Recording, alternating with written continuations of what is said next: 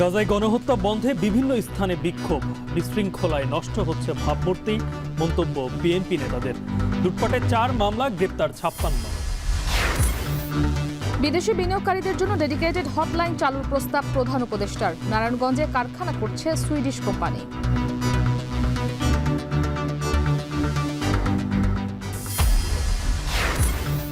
Rohingya প্রত্যাবাসন Arakan আর্মির সর্বোচ্চ অগ্রাধিকার, জানালেন প্রধান উপদেষ্টার প্রতিনিধি। ঈদের আগেই ফেরত পাঠানোর আশা। আরাকানের যারা বাস্তবে এখন অথরিটি, আন্তর্জাতিক সংস্থাগুলো এবং আমাদের যারা বন্ধু দেশগুলো আছেন, তাদের সবার সঙ্গে মিলে আমরা এই কাজটি করব।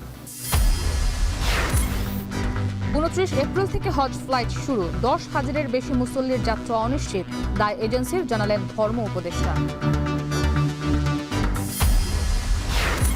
এবং মঙ্গল শোভাযাত্রার নাম নিয়ে ঢাকা বিশ্ববিদ্যালয়ের সিদ্ধান্ত শীঘ্রই, জানালেন সংস্কৃতি উপদেষ্টা। নিরাপত্তার শঙ্কা নেই।